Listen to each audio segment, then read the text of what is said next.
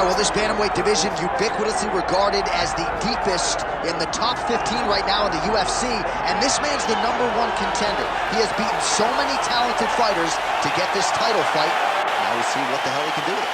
Yeah, he's beaten them all, except the champion. Right. It's such a weird thing that you can go through so many tough guys, but ultimately the toughest one is the one you get last. So you go through this murderer's row of people to earn an opportunity, and now you get to fight the best. The champion is good, man, but this guy believes he has the skill set to take that title from him. Yeah, he's been forged by the experience. He derives so much confidence from the training room, and it all comes down to these 25 minutes or fewer for the #1 bantamweight contender.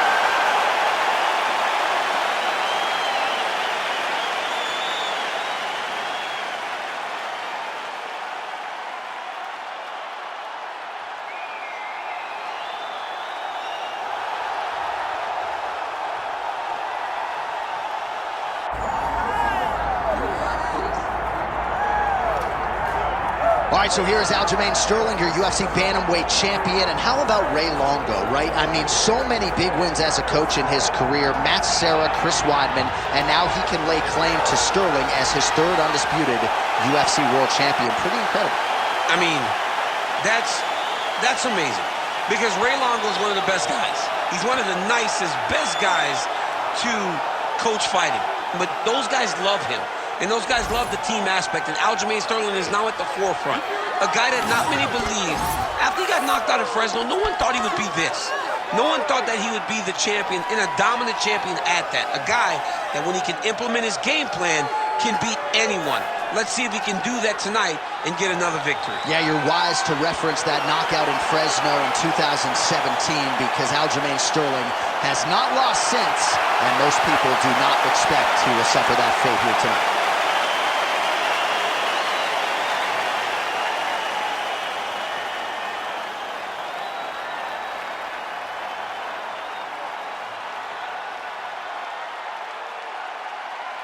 And now our tail of the tape for this bantamweight championship fight. We send it inside the octagon. Bruce Buffer. Ladies and gentlemen, this is the main event of the evening.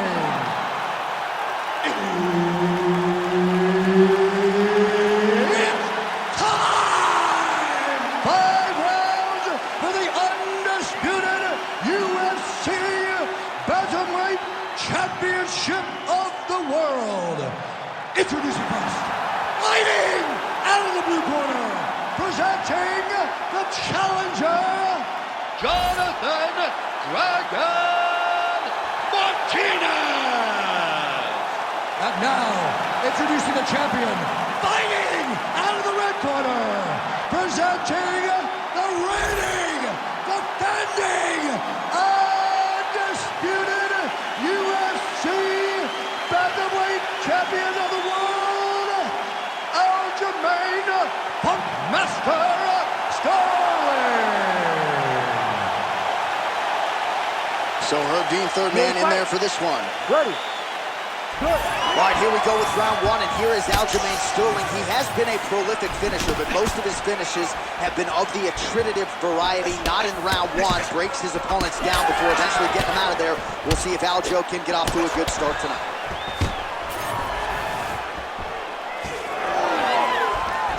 Oh, nice right hand by the champ, yeah.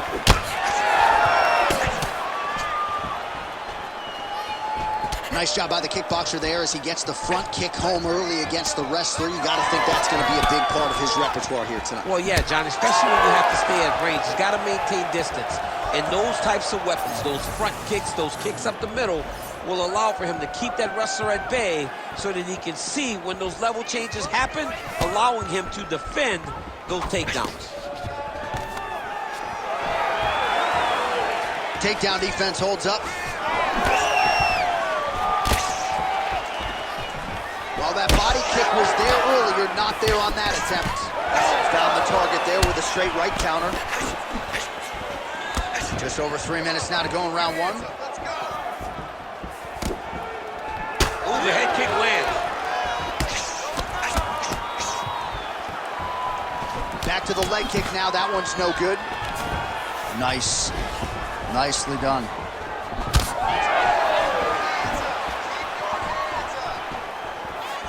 Well, what? Oh, you got to start to look to finish him now. Big right hand. Lands a good combination. Oh, big left.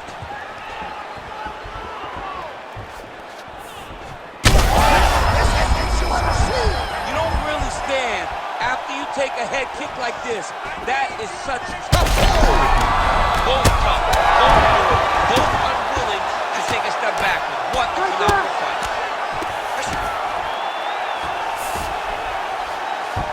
Well, he's worked very hard on this part. All right, so he's setting up for a submission here. Oh, good technique there. He's got the triangle choke locked in.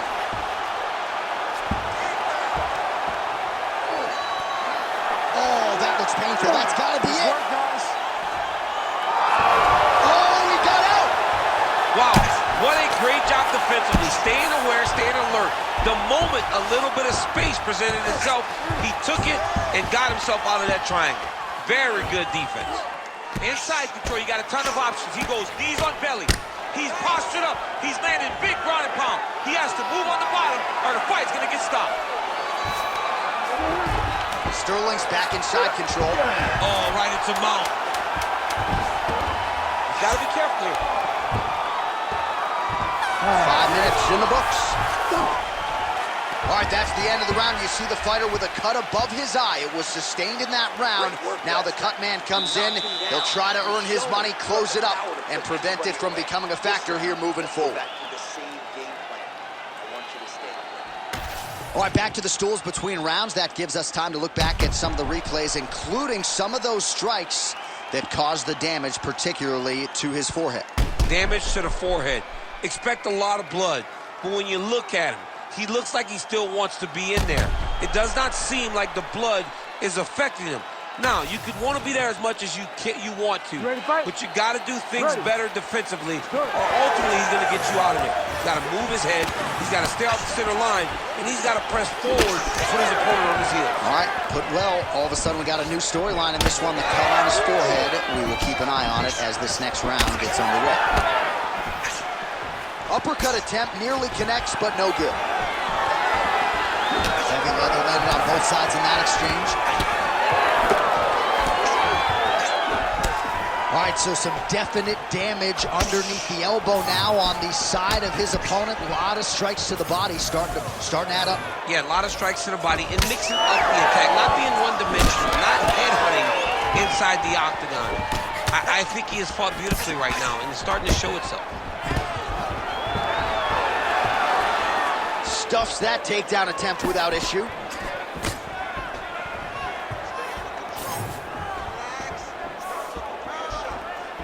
Sterling gets caught by that straight punch, beautifully landed by the opposition.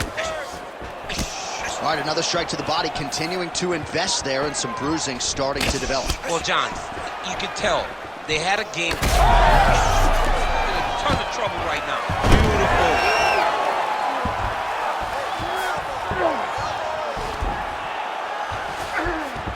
Sterling's in half guard now. All right, side control now. We'll see if he can advance position.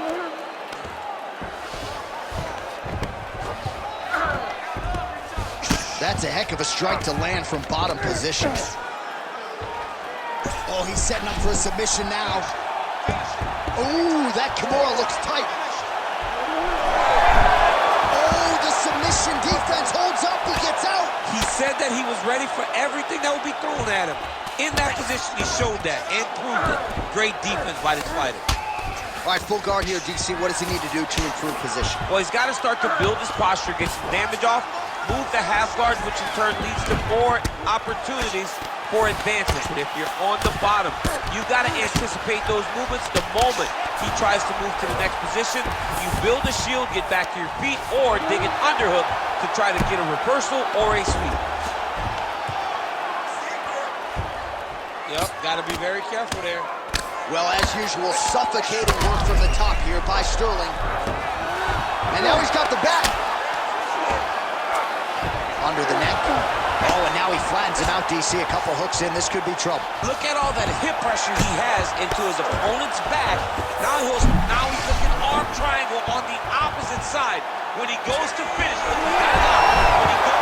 submission defense on full display there. He said that he was very aware of what this guy brought to the octagon, and it showed in that defense. 10 minutes in the can. All right, take a seat, buddy. Great round. You're doing great round positioning on the ground. I want more of that. But this round, I need you to stay a little more out. All right, let's take a look back at some of the replays from that last round. Unbelievable to see these high-level competitors get in each other's face, tuck their chin, bite down on the mouth guard, and just let it all hang out over the course of 5 minutes.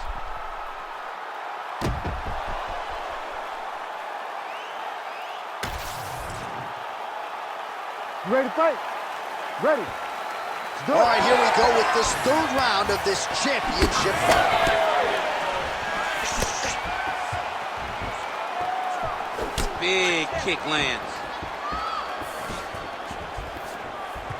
Just out of range with the big right hand. Oh, what an offering up over the top. This fight's going to be over, DC. What a great way of mixing up his attack. He didn't stay strong. He mixed it up. He went high, low, and now he's got him hurt very badly. Oh, my goodness, what a right hand. Oh, my goodness, what a right hand.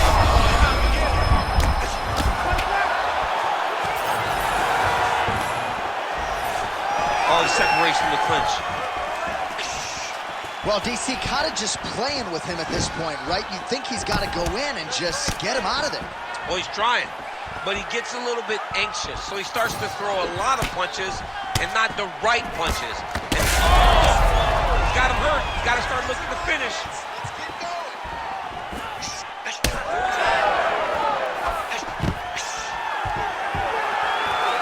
Stuffs the takedown, no problem.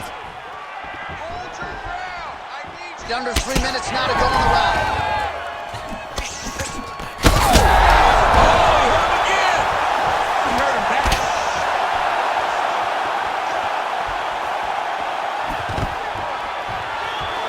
Oh, double leg takedown is good. Oh, he's setting up for a submission now. Dude's trying to finish the fight. Oh, that's getting deep.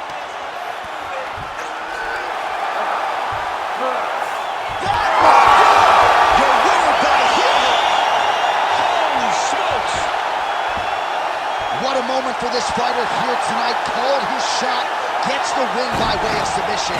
That after party's going to be on fire. He got to his position. He found the submission. He squeezed and got it done. It was amazing to watch, and it was amazing to be a part of the broadcast for such an amazing performance. All right, so a wild round and a wild sequence there on the ground. DC, talk us through the highlight. He's such a phenomenal grappler. I don't understand how people don't know that this guy wants to submit you. He is the best grappler, best submission specialist we've seen in a long time. And here we go inside the octagon for the official decision to Bruce Buffer. Ladies and gentlemen, referee Herb Dean has called a stop to this contest at 2 minutes, 53 seconds of round number 3. Declaring the winner by tap out, and still the undisputed UFC bantamweight champion of the world, Aljamain Punkmaster Sterling. All right, well, I don't believe it was a Suliev stretch tonight, but Aljamain Sterling getting it done by submission. And this dude, if he gets a hold of you, you're back.